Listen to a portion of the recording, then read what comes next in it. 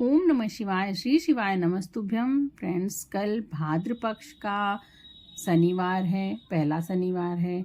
तो मैं कल के दिन के लिए पंडित प्रदीप मिश्रा जी के द्वारा बताए हुए कुछ ऐसे उपाय बताऊंगी जो आपके घर से हर एक बीमारी को, छोटी से छोटी और बड़ी से बड़ी हर एक बीमारी को समाप्त कर देगा।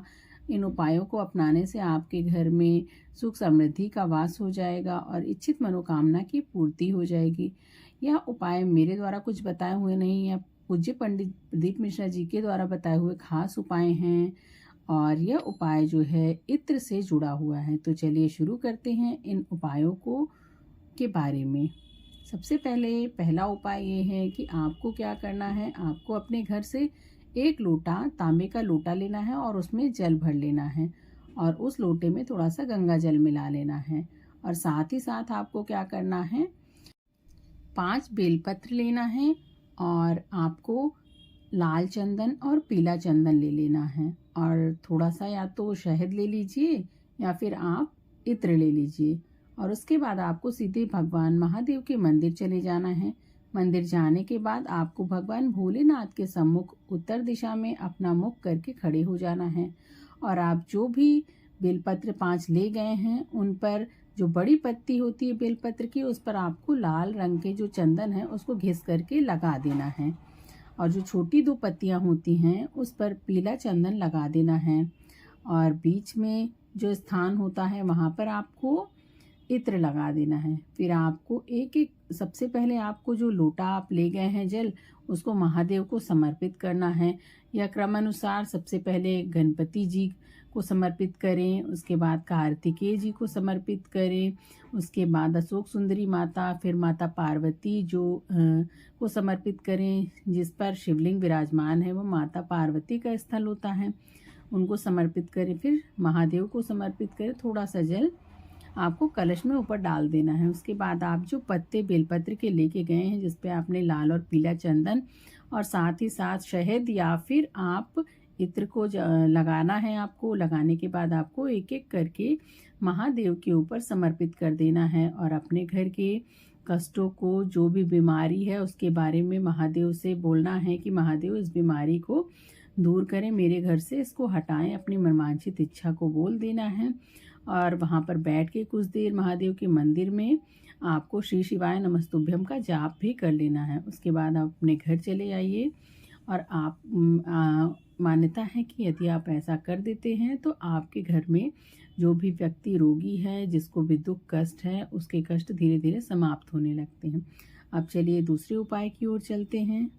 इसके लिए आपको एक तांबे का लोटा लेना है, उसमें जल भर लेना है और उसमें थोड़ी सी इत्र की थोड़ी सी बूंदें डाल लेनी है और उसके बाद आपको मंदिर चले जाना है। या फिर अगर मंदिर में कोई पीपल का वृक्ष नहीं है तो आपको ऐसे पीपल के वृक्ष में जाना है जहाँ पर लोग धागा और ऐसे पूजा पाठ करते हैं, चढ़ावा करते हैं। तो आपको वहाँ पर जा कर के इन चीज़ों को ले जाना है। साथ ही साथ एक छोटी कटोरी या फिर आप छोटा ग्लास ले जा सकते हैं और अपने साथ किसी अन्य व्यक्ति को, अपने घर के सदस्य को ले जाइए और आपको इन चीज़ों को ले जा करके उस जो पीपल का वृक्ष है उसमें आपको इस जल को धीरे धीरे धार से समर्पित करना है और जो रोगी व्यक्ति आपके घर में है उसके लिए विनती करना है कि हे पीपलेश्वर महादेव, मेरे घर में जो भी रोगी व्यक्ति है उसके रोग कष्ट को दूर करें।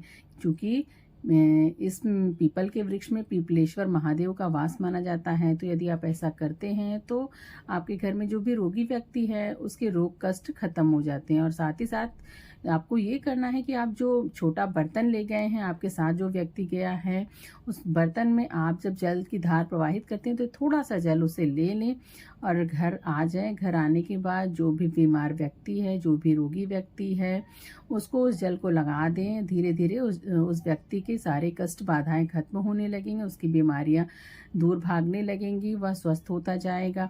साथ ही साथ कोई असाध्य घाव है जो कि लंबे समय से भर नहीं रहा है तो आपको उस जल को उस स्थान पर थोड़ा सा लगा देना है और यह क्रिया कई दिनों तक लगभग कर लेनी है।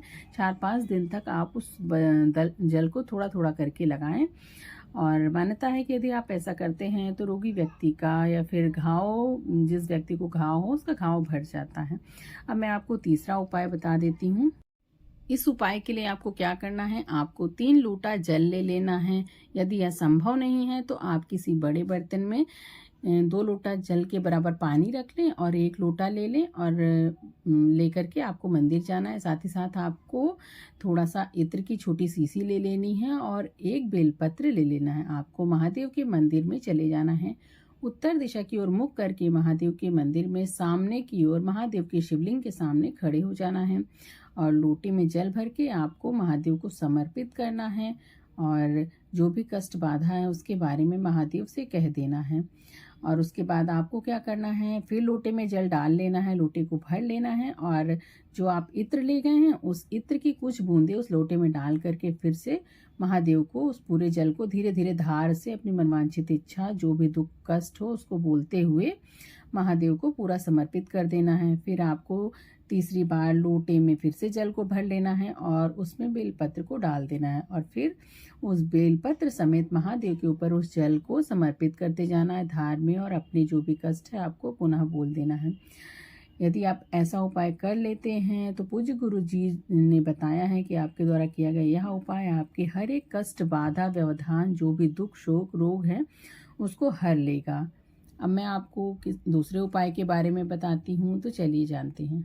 आपको 5 बेलपत्र और 1 लोटा जल लेकर के महादेव के मंदिर में चले जाना है और उत्तर दिशा की ओर मुख करके खड़ी हो जाना है। सबसे पहले आप जो लोटे भर का जल ले गए हैं महादेव के ऊपर समर्पित कर दें। उसके बाद आप जो बेलपत्र ले गए हैं उस बेलपत्र को समर्पित करने के लिए सबसे पहले आपको पहला बेलपत्र जो है महादेव के शिवलिंग पर समर्पित करना है। फिर आप जो दूसरा बेलपत्र लेके गए हैं उसको शिवलिंग पर जहाँ पर गणपति बप्पा विराजमान है, गजानन जहाँ पर विराजमान होते हैं वहाँ पर उस बेलपत्र को समर्पित करना है। बेलपत्र को हमेशा उल्टा पलट करके ही समर्पित करना है। उसके बाद आपको माँ दुर्गा का नाम लेकर के शिवलिंग पर उस बेलपत्र को समर्पित कर देना है। उसके बाद आपको भगवान विष्णु का नाम लेकर के उस बेलपत्र को महादेव के शिवलिंग पर समर्पित कर देना है। उसके बाद जो आखिरी बेलपत्र रहता है उसको आपको भगवान सूर्य देव का नाम लेकर के शिवलिंग के ऊपर समर्पित कर देना है और अपनी मनवांछित इच्छा को बोलना है। श्री शिवाय नमस्तुभ्यम का जाप भी आपको करते जाना है और कुछ देर के लिए आपको मंदिर स्थल में बैठकर शिवलिंग के सामने बैठकर महादेव से अपने जो भी दुख शोक रोग हैं उसके बारे में कहना है, अपनी इच्छा के बारे में कहना है। निश्चित ही महादेव आपके हर एक दुख को हर लेंगे और आपकी मनवांछित इच्छा की पूर्ति करेंगे। फ्रेंड्स, आशा करती हूँ आपको मेरे द्वारा बताया गया यह उपाय पसंद आया होगा जो कि पंडित प्रदीप मिश्रा जी के द्वारा बताए गए हैं। या मेरे द्वारा कोई भी उपाय नहीं दिया गया है, प्रदीप मिश्रा जी ने स्वयं ही इन उपायों को बताया है जिनके बारे में मैं आपको वर्णन करती हूँ। और ऐसे ही मेरे वीडियोज़ के साथ जुड़े रहें। मेरे चैनल को लाइक शेयर और सब्सक्राइब करना ना भूलें। धन्यवाद।